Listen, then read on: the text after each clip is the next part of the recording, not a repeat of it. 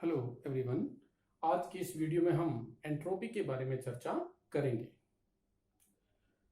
किसी thermodynamic system की entropy उसमें अव्यवस्था को बताती है, अर्थात रैंडमनेस को बताती है या डिसऑर्डरनेस को बताती है।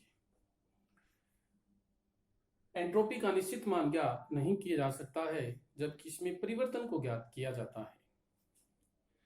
एंट्रोपी परिवर्तन is equal to S final minus S initial, अर्थात अंतिम अवस्था की एंट्रोपी तथा प्रारंभिक अवस्था की एंट्रोपी का जो अंतर होता है वह एंट्रोपी परिवर्तन के बराबर होता है। एंट्रोपी परिवर्तन का धनात्मक मान बताता है कि अंतिम अवस्था की एंट्रोपी अधिक है और प्रारंभिक अवस्था की एंट्रोपी कम है। इसी प्रकार एंट्रोपी परिवर्तन का ऋणात्मक मान हमें बताता है कि प्रारंभिक अवस्था की एंट्रोपी अधिक है और अंतिम अवस्था की एंट्रोपी कम है।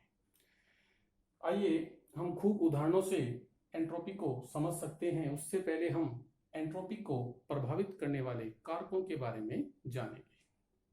पहला कारक है प्रावस्था, स्टेट जैसे ठोस, द्रव, गैस। यहाँ ठोस, द्रव तथा गैस की एंट्रोपी का क्रम बताया गया है, जिसमें गैस की एंट्रोपी ठोस की एंट्रोपी से अधिक दिखाई गई है, अर्थात गैस में कणों के मध्य की दूरी ठोस की अपेक्षा अधिक होती है तो रैंडमनेस भी अधिक होगी। जैसे ठोस को द्रव में बदला तो डेल्टा एस सदैव धनात्मक प्राप्त होगा। क्यों? क्योंकि द्रव अवस्था की एंट्रोपी अधिक है और ठोस अवस्था की एंट्रोपी कम है। दूसरा कारक लेते हैं वियोजन। वियोजन का अर्थ होता है टूटना। जहां पर वियोजन होता है वहां एंट्रोपी सदैव बढ़ती है। अगला कारक है हमारा ताप। सबसे महत्वपूर्ण कारक ताप। ताप बढ़ाने पर एंट्रोपी का मान बढ़ता है, क्योंकि जैसे उदाहरण ले, किसी गैस में तापमान की वृद्धि की गई है तो उसके कणों की गतिज ऊर्जा बढ़ने के कारण उसमें रैंडमनेस, अव्यवस्था और अधिक बढ़ेगी, अर्थात उस गैस का ताप बढ़ने से उसमें अव्यवस्था बढ़ी है, अर्थात एंट्रोपी भी बढ़ेगी। तो ताप बढ़ने पर एंट्रोपी बढ़ती है। अगला कारक है दाब। दाब का प्रभाव एंट्रोपी पर इस प्रकार पड़ता है कि दाब बढ़े तो एंट्रोपी घटेगी, यदि दाब घटे तो एंट्रोपी बढ़ेगी।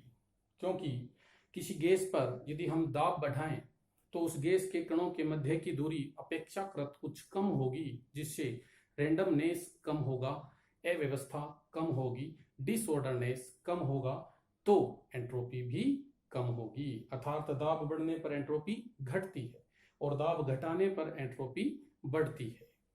इस प्रकार हमने एंट्रोपी को प्रभावित करने वाले 4 कारकों के बारे में जाना।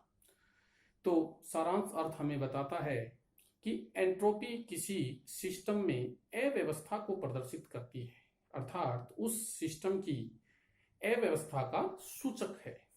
अब हम एक उदाहरण लेते हैं कि रबड़ बैंड को खींचने पर उसकी एंट्रोपी कम होती है तुलना में उसकी प्रारंभिक अवस्था से, अर्थात रबड़ बैंड को खींचने पर उसकी एंट्रोपी कम होगी। आज की इस वीडियो में हमने एंट्रोपी का अर्थ समझा है, एंट्रोपी को प्रभावित करने वाले कारकों के बारे में जाना है और एंट्रोपी परिवर्तन को समझा है।